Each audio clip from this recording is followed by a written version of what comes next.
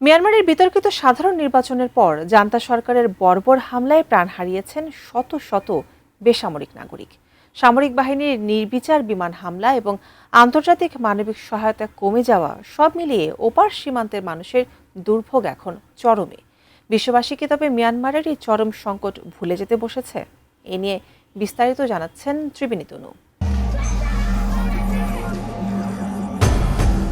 মিয়ানমারের সাধারণ নির্বাচনের পরবর্তী ৬ মাসে জান্তা সরকারের হামলায় ৭০০ জনেরও বেশি বেসামরিক নাগরিক প্রাণ হারিয়েছেন।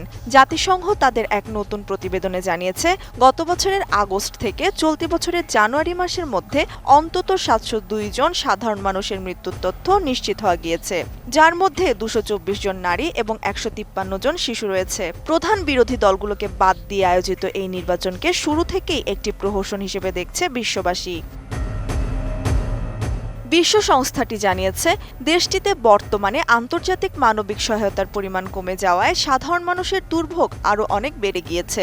সংবাদ মাধ্যম বিবিসি সূত্রে জানা যায়, জান্তা বাহিনী নির্বিচার বিমান হামলায় সেখানে ঘরবাড়ি ধ্বংস ও জানমালের সবচেয়ে বেশি ক্ষতি করছে।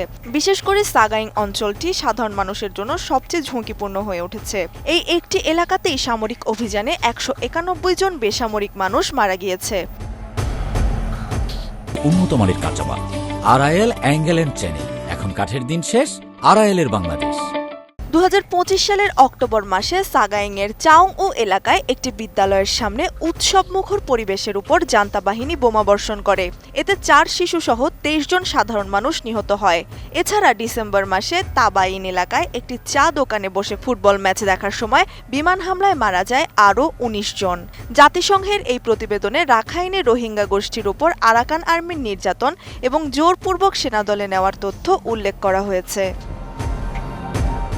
২০২১ সালে অং সান সুচিকে বন্দী করে ক্ষমতা দখল করা জান্তা বাহিনী বর্তমানে বাধ্যতামূলক সামরিক আইন ও ড্রোনের ব্যবহার বাড়িয়ে নতুন করে সুবিধাজনক অবস্থানে রয়েছে।